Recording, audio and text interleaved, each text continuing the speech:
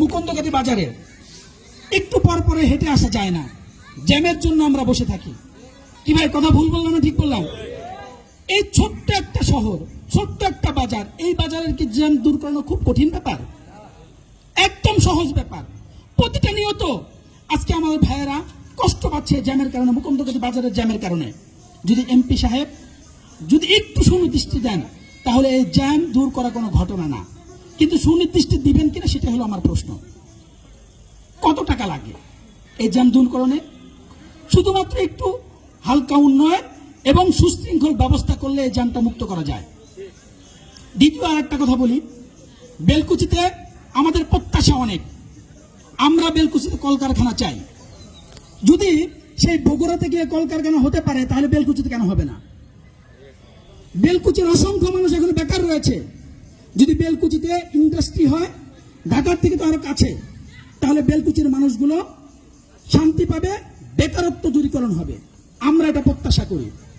শুধু এটাই নয়, আমরা চাই যে ত্রাণ যে দিচ্ছেন, ত্রাণ দিলে স্বাভাবিক সাময়িক মানুষের হেল্প হচ্ছে। আমরা এই হেল্পের চেয়ে সাস্টেনেবল ডেভেলপমেন্ট চাচ্ছি, টেকসই উন্নয়ন চাচ্ছি। সেই টেকসই উন্নয়নটা কি? এখানে যদি কলকারখানা প্রতিষ্ঠিত হয়, এখানে যদি কর্মসংস্থানের ব্যবস্থা হয়, তাহলে আমার দেশের মানুষ, আমার এলাকার মানুষ, আমার বেলকুচির মানুষ ত্রাণ খাবে না, তারাও ত্রাণ দিবে। কথা ঠিক কিনা ভাই আমার? আমরা সাস্টেনেবল ডেভেলপমেন্ট চাচ্ছি, আমরা টেকসই উন্নয়ন চাচ্ছি। টেকসই উন্নয়ন না করে প্রত্যেক বছর রমজানে আগে আর পরে আপনি ত্রাণ দিবেন, এই ত্রাণে আমরা খুশি না। কথা প্রিয় ভাইয়ের আমার, কথা কি ভুল বললাম না ঠিক বললাম? আমরা বেলকুচির মানুষের উন্নয়ন চাই।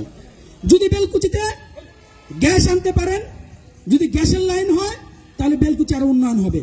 হবে কি হবে না? বেলকুচিতে আমরা গ্যাস চাই।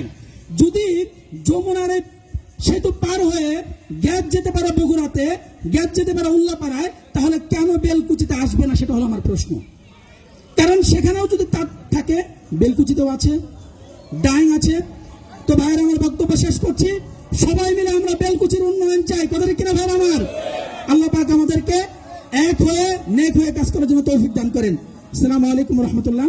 আমাদের আব্দুল্লাহ ভাই অসুস্থ, হসপিটালে গতকাল ওনার অপারেশন হয়েছে, আমরা তার জন্য দোয়া করবো। আমাদের মৌলানা আব্দুল সামাদ সাহেব দোয়া করবেন।